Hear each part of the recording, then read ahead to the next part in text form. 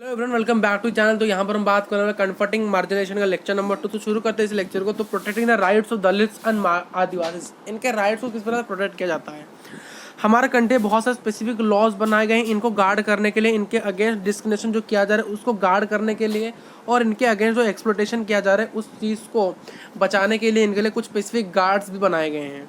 जो schedule caste और जो शेड्यूल ट्राइब्स है इनके लिए प्रिवेंशन ऑफ आर्टोसिटीज बनाए एक्ट वाज फ्रेम किया गया 1989 में, क्योंकि हाँ जिस प्रकार से हम दलित और आदिवासी को अपने अगेंस्ट डोमिनेशन, वायोलेंस और पावरफुल कास्ट से बचा सके। जिस प्रकार से डोमिनेशन हो रहा है वो वायोलेशन किया जा रहा है, वायोलेशन किया जा रहा है यानी हमला किया जा रहा है इनके ऊपर पावरफुल कास्ट के द्वारा। तो इनके लिए इसीलिए प्रिवेंशन ऑफ आर्टोकाटी एट्रोसिटीज एक्ट वाज फ्रेम किया गया 1989 के लिए एक्ट उनके लिए बनाया गया है। ठीक है, बहुत सारे नंबर ऑफ जो दलित से और जो ग्रुप्स जो कि अरेस्टेड किया जा रहे हैं उनके rights the refuse came into the being and arrested, वो आते हैं किसके अंदर कन्फ्लिक्ट आते हैं आगे की ओर, उन्हें अरेस्टेड किया जाता है उनके राइट्स के लिए। अरेस्टेड देयर राइट्स, उनके राइट्स को अरेस्ट किया जाता है। Refuse from their so called caste duties and insisted on being repeatedly equally. ऐसे बहुत सारे दलित ग्रुप्स है जो कि आगे आते हैं और रजिस्टर अरेस्टेड देयर राइट्स, उनको अरेस्टेड किया जाता है उनके राइट्स के लिए और रिफ्यूज़ किया जाता है and refuse to perform their so called caste duty. Refuse किया जाता है कि क्यों रिफ्यूज़ किया जाता है, to perform so called caste duties को रिफॉर्म करने के लिए, रिफॉर्म करने के लिए, परफॉर्म करने के लिए, और जिसलिए इसके लिए ट्रीटेड उन्हें इक्वल किया जाए, सभी को समाज में इक्वालिटी के लिए वो आगे आते हैं। फिर उन्हें अरेस्टेड किया था क्योंकि अपने राइट्स के लिए वो लड़ रहे हैं, और फिर वो लोगों कहते हैं कि वो रिफ्यूज़ करते हैं to perform the so called, अपने जो सो कॉल्ड आप कह रहे हो ये जो सो कॉल्ड आपका जो कास्ट सिस्टम है इसके लिए परफॉर्म करना बंद करिए, रिफ्यूज़ करिए, इससे बंद करना है। कास्ट सिस्टम आज की दुनिया में कुछ नहीं है, सभी लोग इक्वल ही हैं।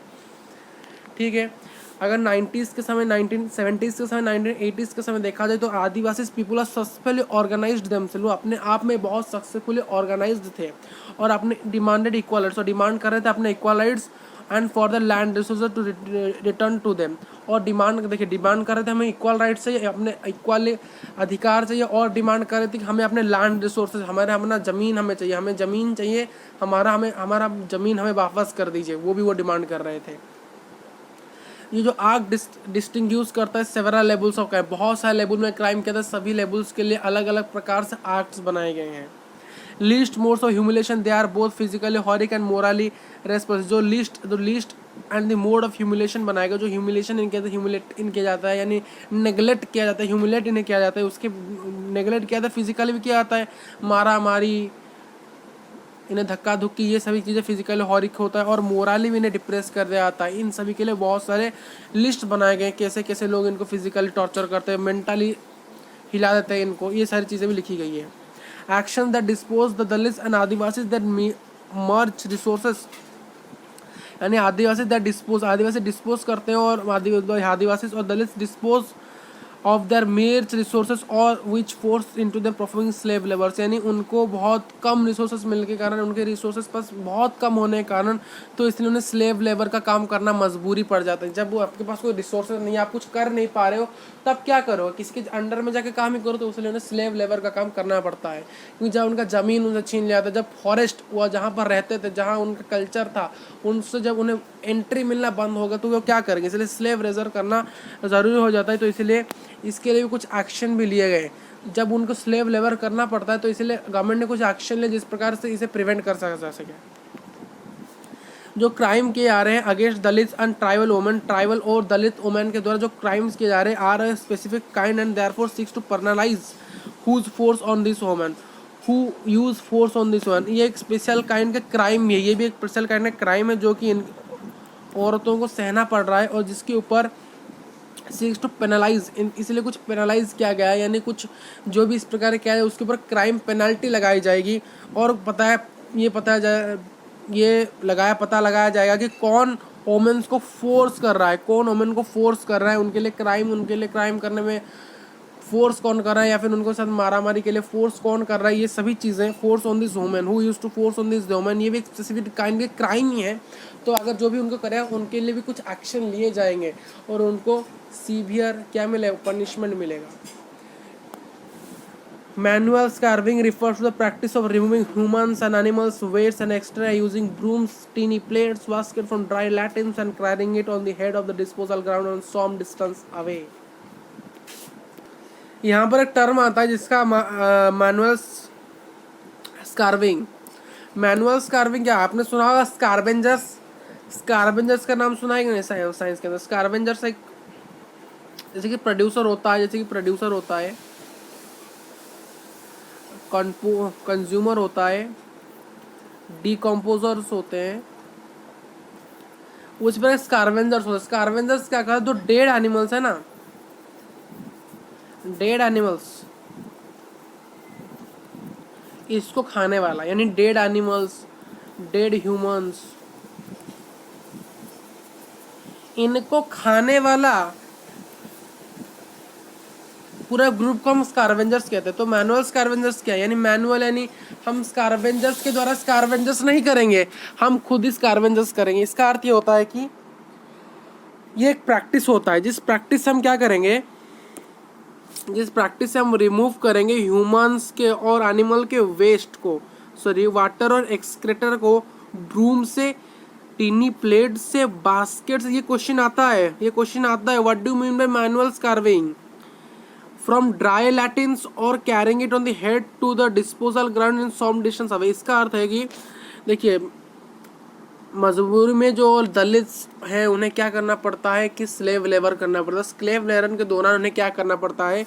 मैनुअल स्कार्विंग करना पड़ता है, जिसका अर्थ ये होता है कि हम एक प्रैक्टिस होता है, इस प्रैक्टिस एक काम होता है जहाँ पर हमें जो ह्यूमंस और जो एनिमल्स के एक्सट्रैक्टर्स हैं और वाटर्स हैं, उन्हें हमें बूम्स हो जाए या फिर टीनी प्लेट्स हो जाए या फिर बास्केट्स की मदद से ड्राई लैटिन्स, जो ड्राई लैटिन्स होते हैं, यानी हमारे टॉयलेट जो लैटिन्स होते हैं उसके नीचे एक बहुत बड़ा क्या होता है, एक बॉक्स होता है, बॉक्स तो नहीं होता, एक कहा जाए तो एक टैंक बनाया हुआ है, यानी लैटिन टैंक उसे कहा जाता है। उसके अंदर ह्यूमंस के एक्सक्रेट्राज होते हैं, ह्यूमन एक्सक्रेट्रा पूरे ड्राई फॉर्म में होते हैं, ड्राई लैटिन्स, वो सूख जाते हैं अगर धीरे धीरे पूरे फुल होने के कारण। मान लीजिए यहाँ पर आपका लैट्रिन है, यहाँ से एक पाइप लगा, यहाँ पर पूरा एक नीचे है, इससे पूरा एक नीचे क्या है, यहाँ पर लैट्रिन है, यहाँ पर एक्सक्रेटास इसके अंदर, मान लीजिए एक्सक्रेटा, ह्यूमन एक्सक्रेटा या फिर एनिमल एक्सक्रेटा इसके अंदर जाते हैं। एक बड़ा सा आपके लिए टैंक घर के नीचे बनाया होगा, वहाँ पर आपके सारे लैटिन्स होंगे। यहाँ पर धीरे धीरे समय जानने के बाद ये धीरे धीरे फुल होने लगते हैं। क्या होने लगता है? फुल होने लगते हैं। तो क्या करना पड़ेगा? यहाँ पर सभी चीज़ें जो होगा ये सब ड्राई हो चुके होंगे, क्या हो चुके हैं? ड्राई हो चुके हैं। तो इसलिए अगर इन्हें उठा के एक यहाँ से निकाला नहीं गया तो क्या होगा? जाम हो जाएंगे। क्या हो जाएंगे? जाम, यानी और उसके अंदर नहीं जाएंगे। तो क्या होगा? इन्हें रिमूव करना पड़ेगा। कैसे रिमूव करते थे? इनके लिए ट्राइबल्स लोगों को मजबूरी से ये काम करना पड़ा कि अपने प्लेट्स के ऊपर ये ड्राई लैटिन्स को अपने सिर के ऊपर कैरी करके डिस्पोजल ग्राउंड तक लेंगे, कुछ डिस्टेंस जो आगे होगा। ठीक है। तो 1993 में गवर्नमेंट ने पास किया एक एक्ट को जिसका अर्थ है एम्प्लॉयमेंट ऑन एम्प्लॉयमेंट। ये एक्ट्स के नाम, ये इसे हाईलाइट थोड़ा सा मैं कर देता हूँ आप लोगों के लिए। ठीक है, इसे हाईलाइट करना एक ज़रूरी था। फिर यहाँ पर employment of manual scavengers and construction of dry latrines provision act, यानी किस प्रकार से जो मैनुअल स्कार्वेंजर्स और जो कंस्ट्रक्शन हो रहा है किसका? ड्राई लैटिन्स, उसका प्रोविजन का एक्ट बनाया गया है। क्या बना है? उसका प्रोविजंस एक्ट बनाएगा। ये डबल हो गया ना, scavengers construction of dry latrines provision act बनाया गया था। कब? 1993 में, याद रखना। और यहाँ पर 1989 और यहाँ पर 70s ये में क्या होता है ये याद रखना। कुछ इंपॉर्टेंट पॉइंट्स आप सभी लोगों के लिए। ठीक है, तो देखिए फिर क्या इसे बनाया गया था। This laws provided the employment, ये जो एम्प्लॉयमेंट स्कार्वेंजर्स एनिमल्स करते थे वो स्कार्वेंजर्स मैनुअली किया जा रहा था, तो मैनुअल स्कार्वेंजर्स किया गया। और जो कंस्ट्रक्शन हो रहा है ड्राई लैटिन्स का, यहाँ पर एम्प्लॉयमेंट प्रोविड्स किया जाए। जिस प्रकार से लॉ कहता है कि जिस प्रकार से जो मैनुअल स्कार्वेंजर्स का जो एम्प्लॉयमेंट है और जो कंस्ट्रक्शन किया जा रहा है ड्राई लैटिन्स का, उससे किसे प्रोविड्स किया जा सके, इसीलिए ये लॉ क्या बनाया गया था। प्रोविड्स यानी बंद किया जा सके, इस चीज़ में एम्प्लॉयमेंट ना मिल सके उन्हें, क्योंकि ये बहुत नीचा काम था, बहुत निचले स्तर का काम था। तो जिस प्रकार से उन्हें गिल्टी फील ना हो तो इसलिए उनके लिए ये एक्ट बनाया गया था। उन्हें लोग मजबूर कर रहे थे कि आप ये काम करो। जब ये एक्ट आया तो लोग उनका काम ये प्रकार के काम करना बंद हो गया धीरे धीरे। फिर हमने ये नोटिस किया कि जो अरिस्टोसिटीज अगेंस्ट दलित, जो अरिस्टोसिटीज कौन होता है, जो कि हायर कास्ट, आप समझ लो अरिस्टोसिटीज हायर कास्ट रिलीजन के पीपल्स होते हैं, यानी हाई ग्रेड पीपल होते हैं, जो कि दलित, माइनॉरिटीज और लोअर सेक्शन के सोसाइटी के अंदर, समाज के अंदर अगेंस्ट में थे। This situation really needs to take care of by the implementing of laws में द गवर्नमेंट। तो इस सिचुएशन का जो उनके लिए जो लोग अगेंस्ट में हो गए, ऐसे लॉज गवर्नमेंट बनाने के कारण जो हाई कास्ट के जो लोग थे उनके ऊपर क्या हो गए, अगेंस्ट हो गए। तो जिस कारण गवर्नमेंट को इनके लिए लॉज इंप्लीमेंट करना जरूरी होगा। इस जगह पर गवर्नमेंट इस सिचुएशन के अंदर ज़्यादा से ज़्यादा टेक केयर लेना चाहिए इस सिचुएशन का। कैसे? By implementing the laws. Government को नए और लॉज बनाने चाहिए जिस प्रकार से उनके साथ कोई भी उनके अगेंस्ट नहीं हो सकता, इस प्रकार से लॉ बनाना चाहिए गवर्नमेंट को।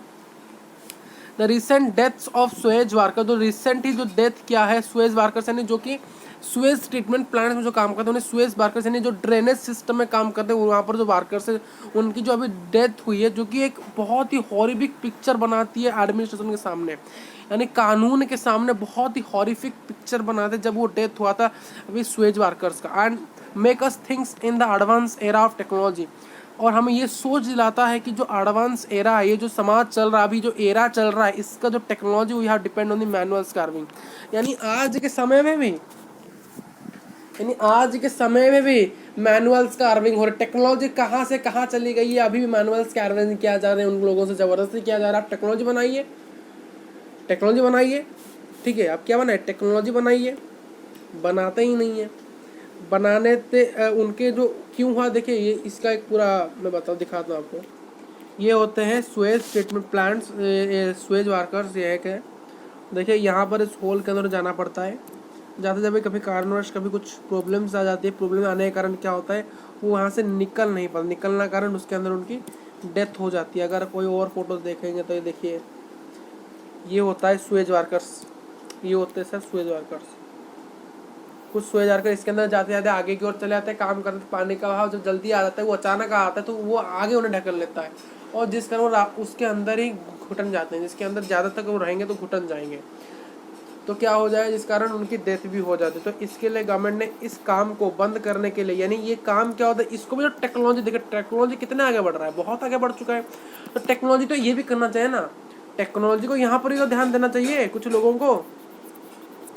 क्या अभी तक इसको भी हाथ में किया जाएगा? आज तक तो झाड़ू आजकल हाथ में नहीं हो रहा, ये मशीन्स आ गई हैं, तो इस काम के लिए भी गवर्नमेंट ने इसको प्रोवाइड्स कर दिया है। इसको भी प्रोवाइड्स करने के लिए गवर्नमेंट ने कुछ एक्शन लिया है, क्योंकि आज के टेक्नोलॉजी के एरिया में ये मैनुअल चीज़ें नहीं होनी चाहिए, और इसलिए इनको बहुत प्रॉब्लम्स फेस करना पड़ता है, इस कारण से बहुत प्रॉब्लम आती है इससे।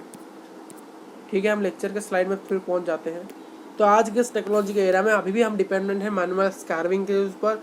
तो जब उनकी डेथ हुई थी, जो कि एडमिनिस्ट्रेशन को कानून को एक बहुत ही हॉरिबल पिक्चर में डाल दिया था। ठीक है, कुछ आदिवासी कुछ डिमांड्स और एक्ट 1989 का एक्ट। देखिए 1989 का एक्ट बहुत ही इम्पोर्टेंट है, क्यों?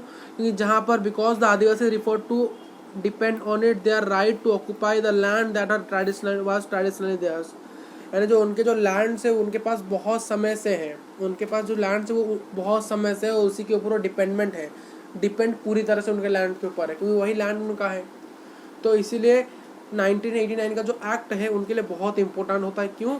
क्योंकि आदिवासी जो कि डिपेंडेंट है उसी राइट के ऊपर, आदिवासी को अपने राइट्स किस प्रकार से मिलते हैं, इसी आर्ट के अंतर्गत इन्हें राइट्स मिलते हैं, और इस आर्ट के अंदर अपने राइट के कारण उनको उन्हें लैंड मिल सकता है, लैंड उन्हें वापस मिलते हैं, और उनके लैंड को कोई ले नहीं सकता। पहले क्या था, आदिवासी पर ज़्यादा लैंड हो जाते थे तो लोग उन्हें ले जाते थे, ऑक्यूपाई कर लेते थे उनके लैंड्स को। तो इसीलिए आदिवासी इस लैंड के ऊपर क्या है, डिपेंड है। क्यों? टू ऑक्यूपाई देयर लैंड, जो अपने लैंड को ऑक्यूपाई करने के लिए, जो कि उन्हें ट्रेडिशनली बहुत उनके पास है। देखिए जब आदिवासी अनविलिंगली उन्हें मूव किया जाता है उस लैंड से, आर फोर्सफुली टू डिस्प्लेस, जब कोई हायर पैसा वाला आता है, कोई अच्छा जमींदार, ऐसे लोग होते हैं जो वो क्या करते हैं, इनके लैंड्स को देखते हैं और सोचते हैं इतना बड़ा ज़मीन है, हमें मिल जाए तो अच्छा होता। तो इसलिए क्या होता है, आदिवासी जो होते हैं तो उन्हें अनविलिंगली उस जगह से मूव ऑन करना पड़ता है, और जगह से डिस्प्लेस भी करना पड़ता है, यानी उस जगह से उठकर जाना पड़ता है। उनकी ज़मीन जो उनके जीवन है उसको उन्हें छोड़ के जाना पड़ता है। तो इसलिए राइट्स उनके लिए बहुत ही इम्पोर्टेंट है।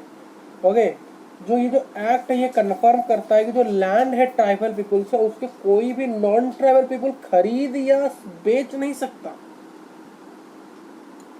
समझ ये पॉइंट।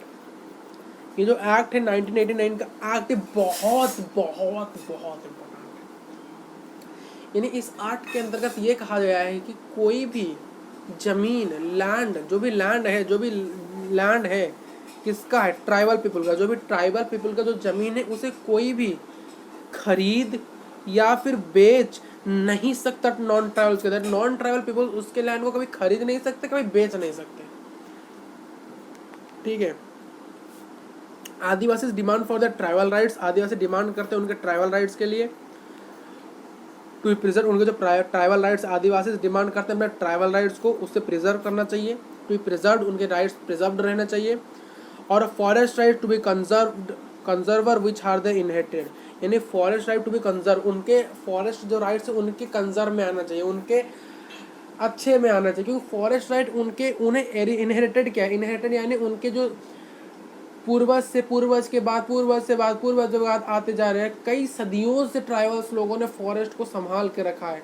तो आज अगर आप फॉरेस्ट से उन्हें निकाल दो तो वो कैसे कहाँ जाएंगे। तो इसलिए फॉरेस्ट राइट्स उनके कंजर्व में आना चाहिए, उनके पॉलिटिकल राइट्स, उनके जो ट्राइबल राइट्स उनके प्रिजर्व में आना चाहिए। Adivasi always want their culture and primitive methods of living should not be change. Adivasi चाहते हैं कि उनका जो संस्कृति है, उनकी जो कल्चर, उनकी जो हेरिटेज है, वो उनका जो पुराने तरीका का तौर तरीका है, उनका जो पुराने तौर तरीका है, उनके जो जीवित रहने का पुराना तरीका, प्रिमिटिव तरीका नहीं पुराना तरीका तौर तरीका यानी लिविंग मेथड है, उसे वो चेंज नहीं कर सके। क्या आप मुझे फोर्स भी ना करिए कि हम चेंज करेंगे, शुड नॉट बी चेंज। वो चाहते हैं कि हमारा जो कल्चर पुराना, हम कल्चर को जो फॉलो करते आ रहे हैं, हम जो पुराने मेथड से तौर तरीके करते आ रहे हैं, उसे शुड नॉट बी चेंज, उन्हें भी चेंज नहीं करना चाहिए, मॉडर्न नहीं होना चाहते।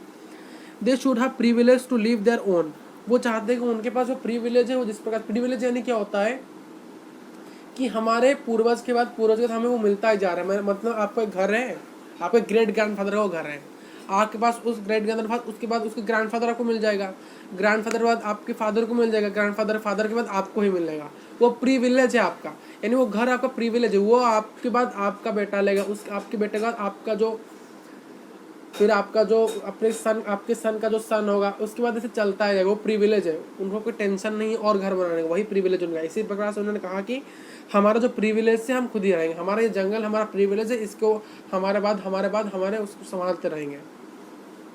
By formulating the acts, Indian government tried to stop exploitation of tribals in the hands of forest official as well.